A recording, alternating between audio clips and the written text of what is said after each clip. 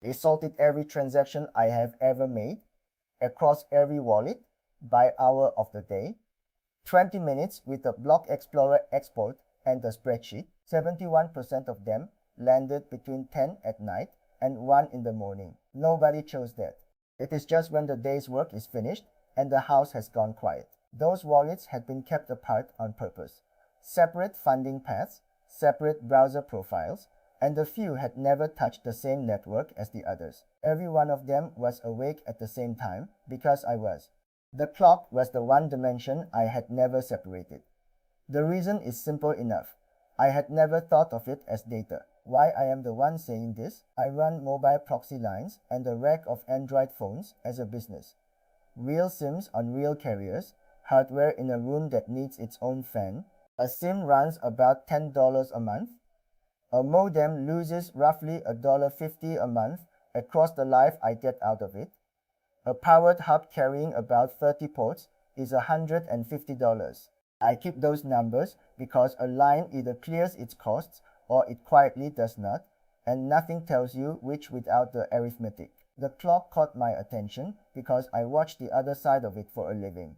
People buy lines from me to keep accounts apart, then log into 30 of them in one 40-minute sitting, same order every Sunday night. The addresses were the expensive part of that setup.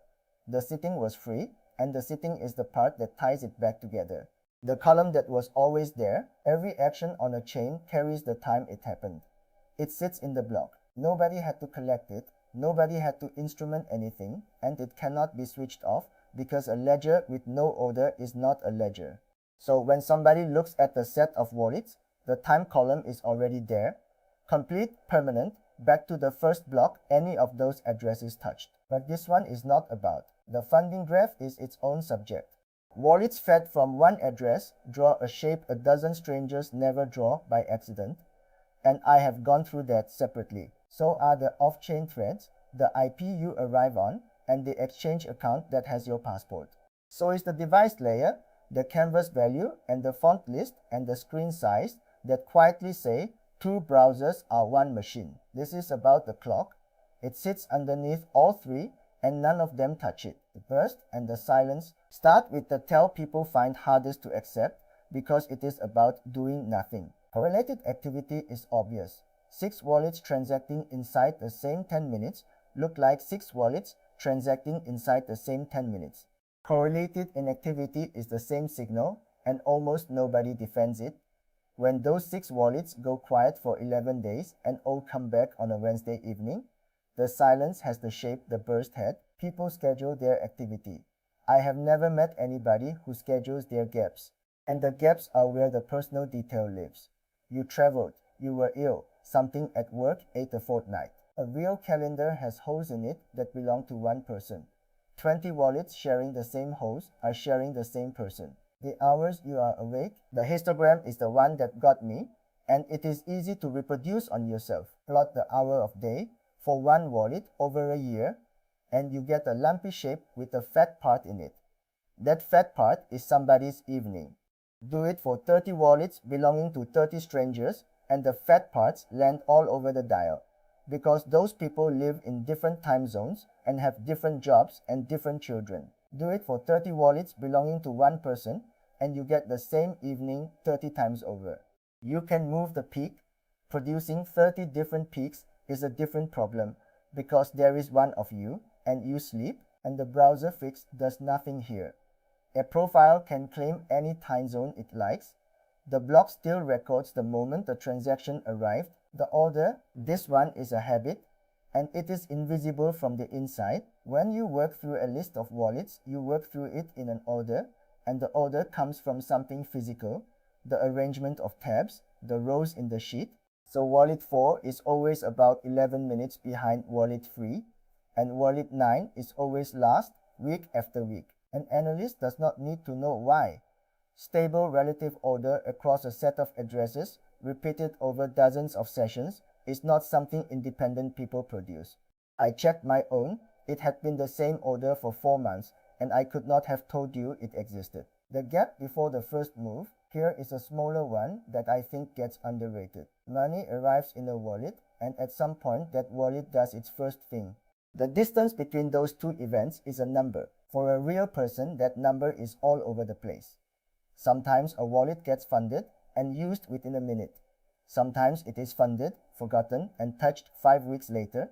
For a set of wallets built in one session, that number is suspiciously similar across all of them, because it really measures how fast the operator got through their own checklist. Where the money came from is a separate topic. I'm pointing only at the latency, which survives even when the funding came from 4 unrelated places. The same starting gun, the last tail is the one you do not control, and it is why careful people still end up grouped. Something happens outside.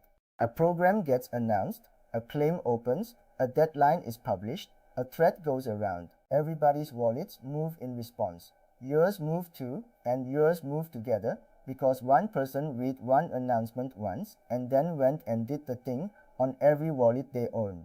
The external event has a public timestamp, so the analyst gets a free clock to line everybody up against. Your wallets do not even need to be synchronized with each other. They each only need to be synchronized with the news. That one is nasty, because moving quickly is exactly what the reward structure asks of you. Why a random delay does not save you. The standard answer to all of this is jitter. Put a random weight in front of every action and the correlation goes away.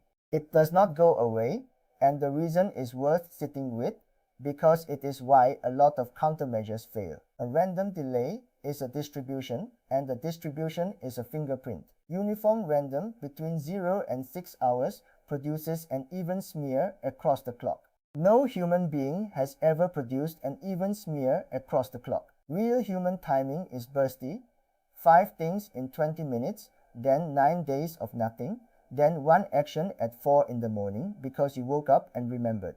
The gaps between real actions crowd at the short end, with a long thin tail hanging off them. Jitter has neither property, so your timing is now unusual in a new way instead of an obvious one. Averages betray you as you scale too.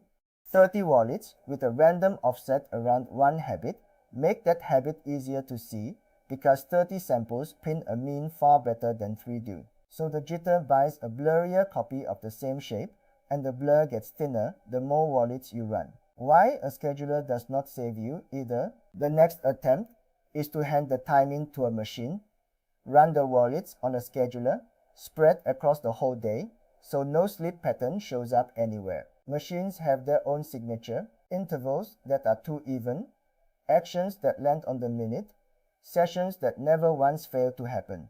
Real people miss things, a cron job does not, so you make the scheduler irregular, and you are back to inventing a distribution and hoping it passes for life. I have watched this argument play out on my own network at the login layer. The setups that hold up are the small ones. 4 things done properly, at the times somebody was genuinely at their desk, beat 40 on a timer every time I have seen it. The history does not get better. Here is the part specific to time, and it is what I would want to know earliest. Every other signal you can improve going forward. Cleaner addresses next month, a rebuilt device layer next week. Those changes apply from the moment you make them. The timestamps are already written. Last year's rhythm is in the chain at the resolution it was recorded at, and no amount of care from today edits it.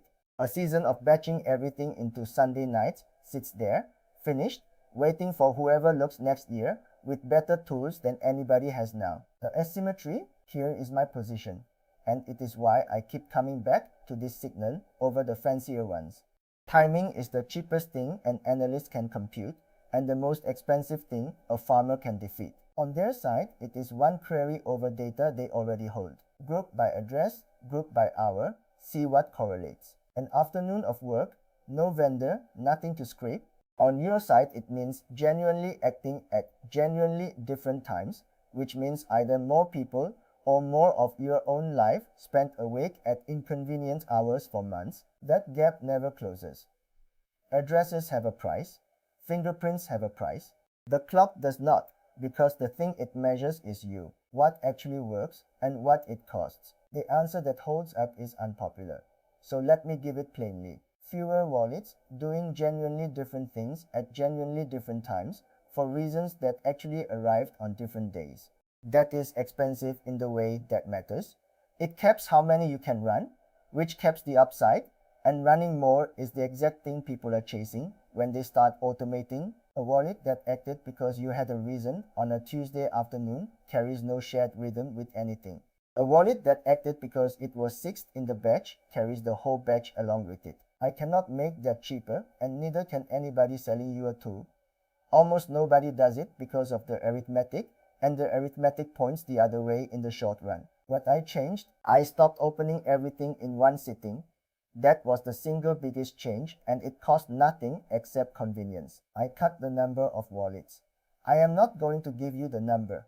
It moves, and the number invites you to copy it instead of doing your own sum.